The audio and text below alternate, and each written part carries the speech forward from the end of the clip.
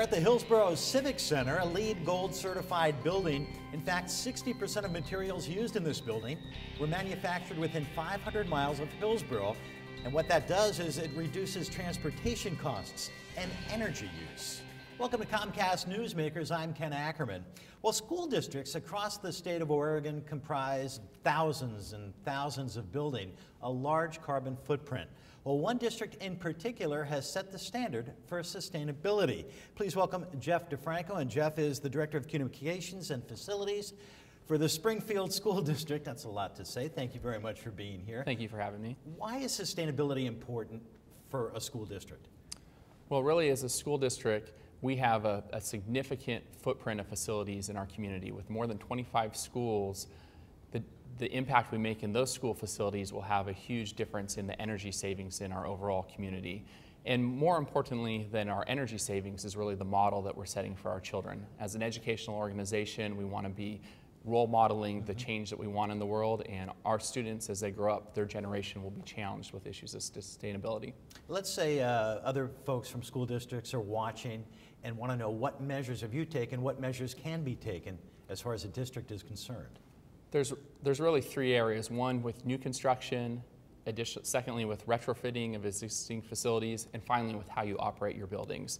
And so with new construction, we've actually built 2 new LEED Silver elementary schools, which is an environmental standard of sustainability and energy efficiency. As we've retrofitted facilities, we've made energy saving measures that not only save precious natural resources, but save the district precious financial resources.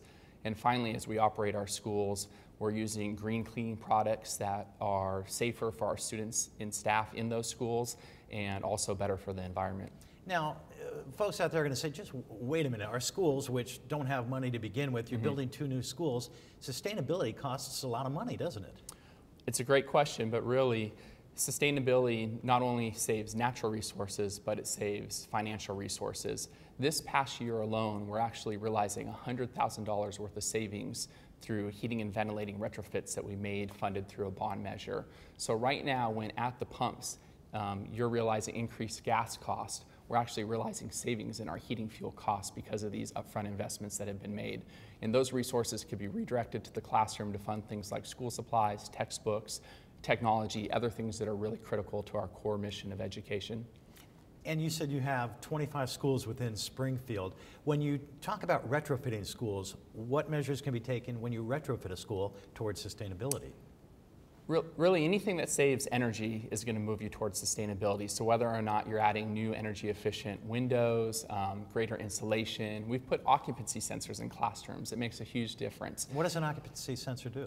What it does is, so let's say the teacher and students go out to the playground for 15 minutes. Oh. It realizes that they've left the room, it turns off the lights, even is connected to our HVAC system, heating and ventilating system in some of our new schools, and will actually shut down the energy as well to save resources while they're not in the classroom. Still sounds like a lot of money.